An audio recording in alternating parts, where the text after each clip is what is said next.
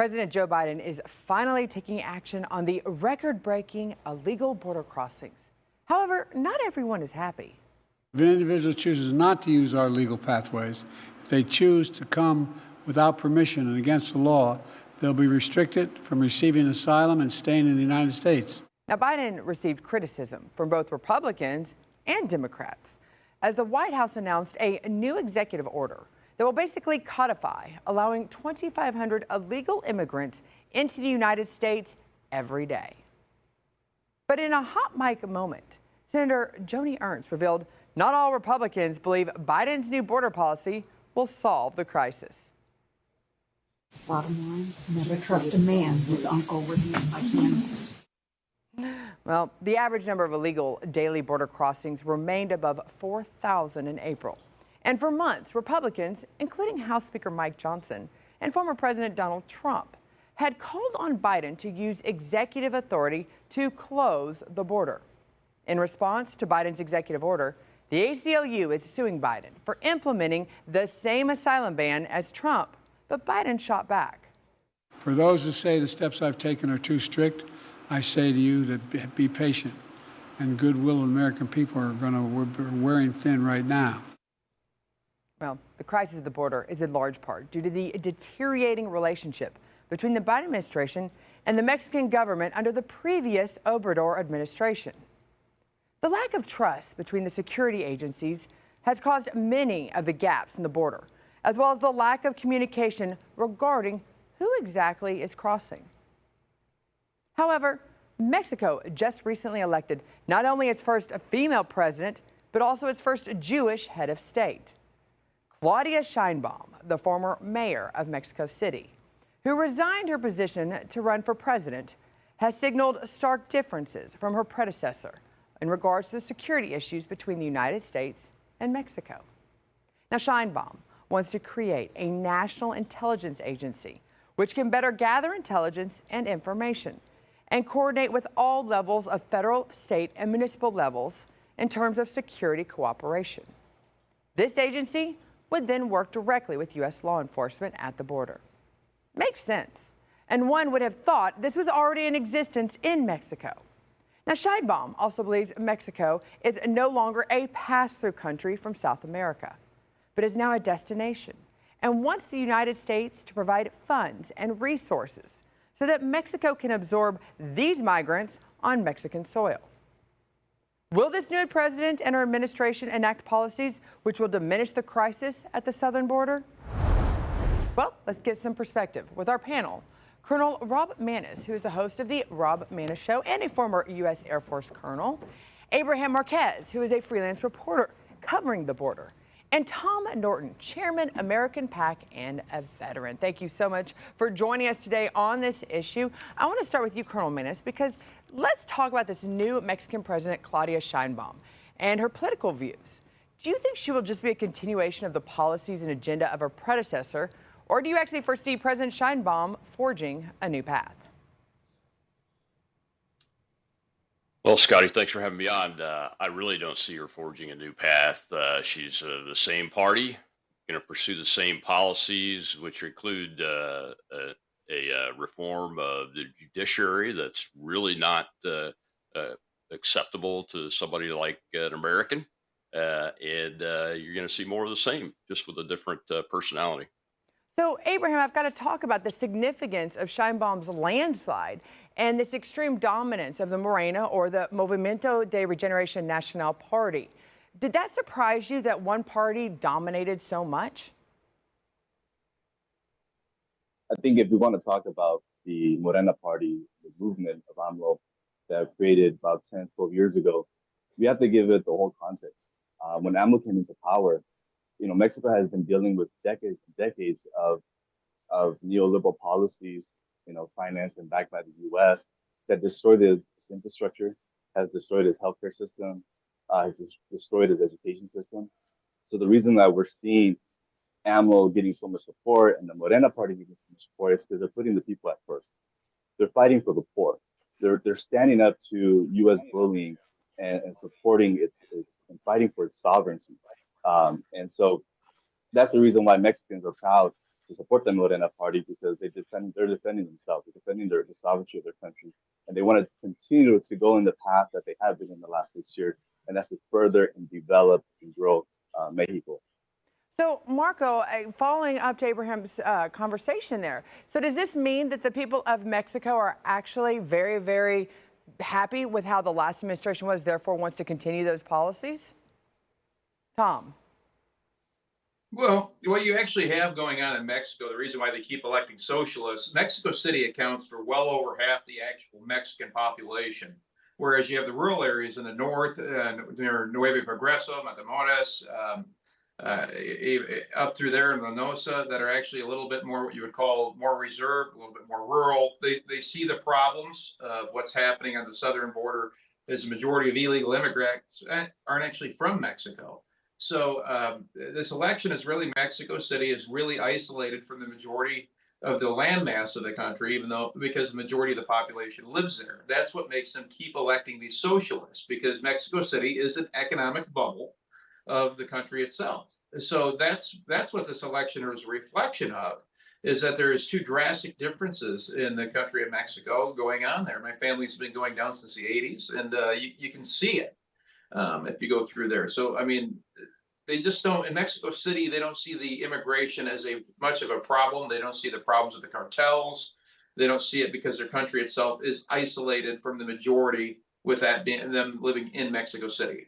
Oh, that's a really good point I want to follow up on with you, Abraham. Is that how you see it, covering the stories, the various stories? You know, obviously in the United States, you have that immigration being a dominant issue that we refer to our border security. But is that how those that actually live in Mexico, how much of this is a part of their conversation? To say that people that live in Mexico City are not aware of what's happening in the country, you know, it's a slap in the face to Mexicanos, and I don't take that. Mexicanos know politically and economically, they know what's going on. The situation at the Mexico and U.S. border is not a crisis. These are poor people that are looking they're looking for work. These are poor people who are moving from their homeland because of what U.S. foreign policy and U.S. imperialism has done to their homeland. So they're not criminals. The criminals are the ones in Congress, in the Biden administration, that are pushing these policies and making people move. And they're the ones that should be held accountable. Now, it's interesting, Abraham, you bring that up. I want to bring Colonel Manis in on that question and follow up on that, because partly I do agree with you. I do agree that the U.S. does reserve some responsibility for some of the chaos that is happening in these South American countries that are causing them to want to leave. However, Mexico currently is also having to deal, obviously, with this mass immigration, and they're staying there. Colonel Manis, how do you see it? Do you see this as a crisis, and that it's just people that are just looking for work and escaping to the United States based on bad foreign policy of the United States? It absolutely is a crisis for the United States of America and the people of the United States of America. And I completely disagree that it's just poor people looking for a better economic life. You know, the largest group of asylum seekers in Mexico today is Venezuelans, and they're escaping a Marxist communist country that's allied with Cuba and the communists there. So that is just beyond the pale to say that they're just a bunch of poor people looking for work, etc. Now, that category of folks that do come to the United States to work and obey the laws, all for it. Happy to have them here. That's great. But the ones that are coming in the millions are narco traffickers, human traffickers. The northern part of Mexico is controlled by the cartels completely, and the government has absolutely no control over it. So to say that the people of Mexico City understand what's going on in their own country is absolutely incorrect. And you know who it hurts the most? It hurts the Hispanic and Black American populations here in the United States of America, because their wages are decreasing and they were rising under Donald Trump. Their crime is through the roof. And we've got gangs that have infiltrated this country that are doing human and sex trafficking and child trafficking and murdering people left and right. Just look at what's happening in the media, and that's just the tip of the iceberg, because our leftist media here in this country and in Mexico and other countries in the Western Hemisphere refuse to report the truth.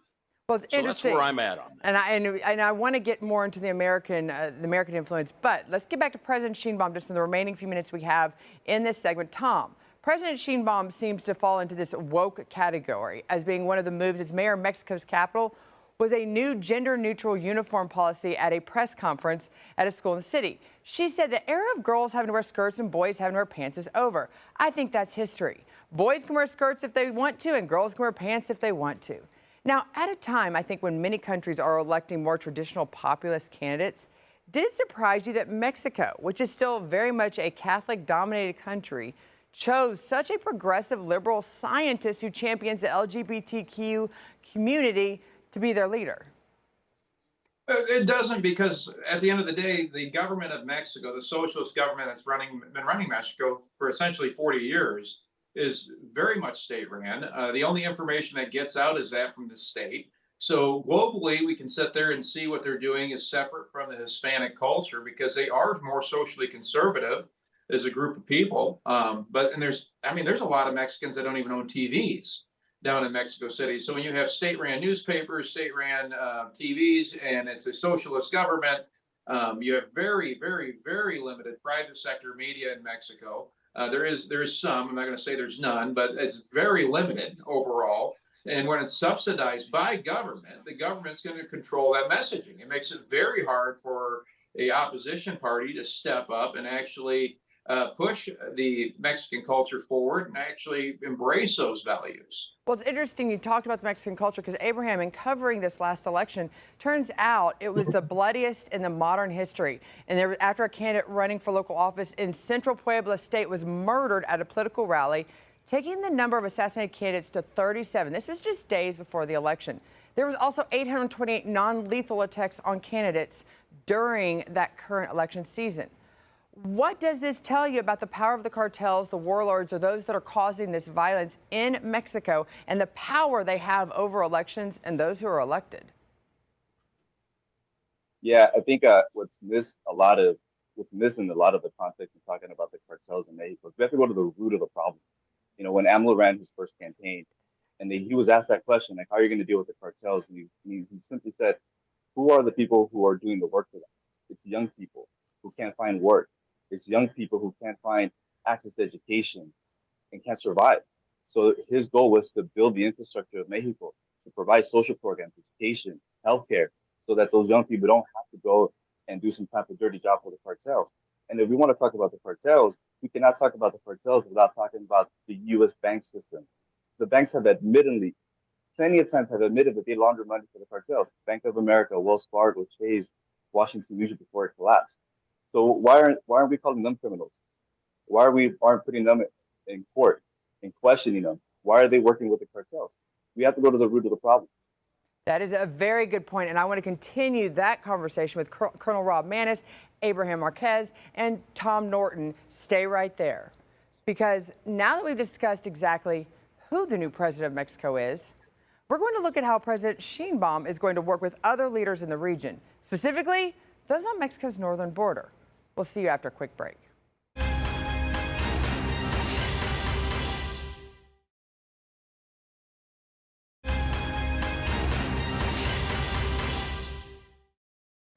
Welcome back to Perspective. I'm your host, Nell Hughes.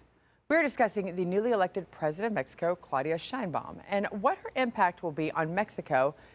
So in the previous segment, but now I want to look at what President Sheinbaum's effect might be outside of Mexico's borders. Let's bring back in our panel Colonel Rob Maness, host of the Rob Maness Show and former U.S. Air Force Colonel, Abraham Marquez, freelance reporter, and Tom Norton, Chairman, American PAC and veteran. Thank you so much for joining us. Tom, I want to start with you on this one, because President Biden was quick to call the new president and let the world know via social media his congratulations. However, how much will the Sheinbaum administration work with the Biden administration, knowing there's just a few months until the U.S. election, which could see a whole different path regarding the southern border of America? Well, you never know. With them both being socialists, they might help each other print ballots in November. But I mean, we don't want ballots getting stuck off China Sea again, you know. But anyway, you'll probably see her try to push very quickly to help him to a degree. They may attempt to slow down the illegal immigration in the United States to make him look good, hoping Americans have a short-term memory from a gentleman that stated he was going to reverse immigration policies of President Trump that worked extremely well on stemming illegal immigration. And So I think over the next few months, they might go on a rapid response to a degree to try to restrict that immigration as much as possible, make Joe Biden look pretty decent. That's probably the direction that I could see them going in there. Again, it being a socialist government down there, they have been known to do that in the past. They did that with past presidents. So I wouldn't be surprised if that was the direction that they went, considering we're in election season. Well, it's interesting because obviously elections do change some sorts of things. But I want to go to you, Abraham, on this because Mexico is the second largest oil producer in Latin America behind Brazil. Now, President Sheinbaum's background is an environmental scientist who in her first term, she actually as mayor of Mexico City, made it a priority to start installing solar panels on top of the major market. So do you see this new president's policies might harm the oil and gas industry, thus impacting the economy of Mexico? It's funny because no one criticized the previous Mexican government when they privatized their natural oil to U.S. corporations. But now that they nationalize it, they're holding the means of production to develop their country, they're demonized. And that's typical. It's not the first time that Mexico stands up and defends itself and votes for a progressive candidate. They were the first country to elect a black president, Vicente Guerrero, in 1865.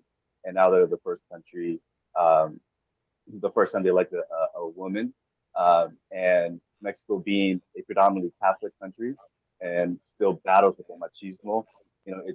I feel very proud that my people stood up and voted for a woman who is a Jew, who is culturally Jewish. And so what I see her doing in the future is going to be continuing to progress and develop Mexico so that people can have a dignified life. People can actually stay in their country and be proud and be happy. And yet in the Western media, she's being demonized for that. Well, and I see what you're saying about, obviously giving Mexico the credit they deserve for breaking down some of those we consider to be glass ceilings, but dealing with we can talk about the first of everything, but it's also how they rule and what they do. So when you're looking at the economy with so much of it already, if they are trying to build it off of Obrador's administration, build it back again. This is an environmentalist. She does not like oil and gas, and yet that is where a large source of the growing economy of Mexico is coming from. Do you feel like she potentially could put her activist side and it might actually hurt the economy? Abraham. I think she's gonna continue what they're doing now, which is nationalizing and leave it into the hands of the state so that they can use that wealth and the money that comes in and to continue to develop Mexico, and it doesn't go into some private contractors or some private company in the U.S. That's actually to be very reassuring to hear because that's exactly what needs to happen. Obviously, the natural resources of Mexico are very valuable, and I think that I would hate to see that pushed aside for environmental reasons when the economy does need to grow. But I want to go to you, Colonel Manis, because during former President Donald Trump's presidential term, let's go back to these crossings because there was 1.7 million who crossed over from Mexico into the United States. Under the Biden administration, Border Patrol estimates between 10 to 13 million crossing the border. That's the ones we know about. President Sheinbaum actually would like the United States. This was a program started under Obrador. It was small, but she actually wants to increase it, saying the U.S. should give more money in aid and resources to the Mexican government to make life more enticing for migrants to stay there, therefore making them want to stay in Mexico rather than continue their journey up north. Is that a good idea for the United States to budget for? That's a terrible idea. We're $36 trillion in debt already. But we give everybody aid. Why should we give a socialist president, and kudos for electing a woman, I guess, but why do we want to give a socialist president more of a hard-earned Americans' tax dollars that need to be coming to here? And let's go back to the nationalization issue. The closest model of nationalization in oil and gas is Venezuela to Mexico. So now they've elected an extreme socialist president, and they're going to continue with this nationalization effort. Well, you can see where that's going to go. The wealth of the oil and gas industry is not going to go to the people of Mexico, just like what's happening in Venezuela. It's going to be destroyed, and she's going to love it because, as you pointed out, rightly so, she's a drastic environmentalist and is all in on the green movement. So she'll just keep going and letting things go, and that's going to be totally destroyed. And another good reason why why the United States shouldn't give them a dime to that and should re-implement the policies that President Trump had in place so they have the National Guard on that border to stop the flow of people coming into this country, because it's not poor people. Hundreds of thousands of Chinese military-age males have come into this country through that southern border since Joe Biden took office, and that's a national security threat. We just arrested 8 Tajik ISIS terrorists inside the United States at key target areas like Fort Bragg, or whatever you call it on the left now, Liberty, North Carolina, where our special operations forces are. We've had military installation gate intrusion attempts left and right. And I'll just say it again, women are being killed by these SOBs that are being allowed in this country, both by the Mexican government and the United States government. And it's despicable that it's happening, and it needs to stop now. Well, Colonel Maness brings up this national security concern. Tom, I want you to take a listen to Donald Trump speaking to a large group of young conservatives who were gathered in Detroit. He said this. There has been a 3,000% increase in the number of people on the terror watch list crossing the southern border. 3,000%. 3,000%. The choice for every voter this November is clear. You can have a president who lets thousands of radical Islamic terrorists into our country, or you can have a president who throws radical Islamic terrorists the hell out of our country and gets them out fast. Well, there's no guarantee that they're coming in through our southern border, but there has been some record of some of them actually making that pass. How do you think President Sheinbaum will handle a Trump administration, more importantly, Trump's rhetoric, and vice versa, considering President Sheinbaum's first step is to form a government intelligence agency, which I'll be honest with you, I was shocked to find out. I thought every country had their version of the CIA, FBI. They don't. Her first step is to form this intelligence agency in Mexico. Do you think that will be enough for President Trump? Do you think that will actually make him feel more confident in knowing who's coming across the borders? Absolutely not. I mean, I can tell you a lot about the border. Growing up back in the 90s, my grandfather ran a tourist company, like I was stating earlier, that ran across the border. There was no border wall. They came across, they swam across is what they did. And then in the early 2000s, you started seeing the military along the border a little bit more. My grandfather had there's actually still a ferry, a working ferry across Rio Grande from Sullivan City to Gustavo Ordez Diaz, I think, off the top of my head. And that used to be a tourist town with restaurants. But since the socialist government has expanded more and more since the 1980s, and she's just going to be a continuation of it, it has become poor with less tourism and less people going there. Like we used to go into Reynosa and things of that nature. You can't be in Reynosa as a white person after 5 o'clock at night. And there's a casino there. The military literally borders it off. The cartel's sitting right across from them, and they're eyeball to eyeball. And that was back in 2021 when I went down there. So when you sit there and you talk about any gestures that a central intelligence agency type program is going to solve the illegal immigration, the only way we're going to solve the illegal immigration is to finish the border wall, because it does work. When I was down there, that border wall that goes right across from Nueve Progreso, Matamoros, it stops just south of Sullivan City. Nobody's crossing through that fence. It's controlled. You're not getting over a 80-foot wall. It's not happening. But they are crossing, and the military was working on both sides of that border up the Rio Grande, where that ferry's still at. So we need to finish that border wall if we're going to start to address illegal immigration, to restrict it. That's the only way we're going to stabilize. And the way that we're going to stabilize Mexico is to address America's drug problem, which Donald Trump has proven to have a plan on. Right. No Democrats are addressing fentanyl. No Democrats are addressing cocaine. No Democrats are addressing any of these drugs. If we're truly going to address illegal immigration, it's going to be reforming how we address the drug war. It's going to be building the wall. And that's the only way you're going to start to stabilize Mexico. And once the Mexican people see that socialism is failing them consistently, like it has done on every country on the face of the planet, right, they'll wake up and eventually kick out the socialist government.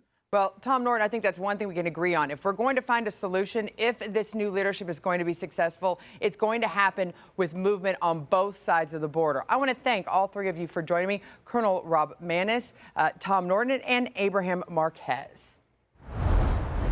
Now, Mexico has one of the highest homicide rates in the world, with more than 100,000 people missing currently as well.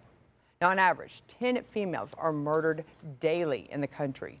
And multiple areas in Mexico are on the travel advisory list, including 6 states on the Do Not Travel To list, which is published by the U.S. Department of State. The escalation of violent crime in America is enough to put the sitting president's job in jeopardy of re-election, as Americans list safety as one of the top election issues going into November. Yet in Mexico, the people overwhelmingly voted to keep the same party in power, despite the overwhelming failure of former President Obrador's hugs, not bullets policy. Now, those who watched the election said the opposition party did not do enough to point out the high violent crime rate, nor what they would do to stop. But with this year's election in Mexico being labeled as the Hunger Games of elections because of the hundreds of attacks on candidates on the campaign trail, which actually resulted in 37 deaths of candidates, that might be a clue as to the silence. That's my perspective. But find me on X at Scottie and Hughes and let me know yours by using the hashtag Perspective. Because this has been Perspective. See you next time.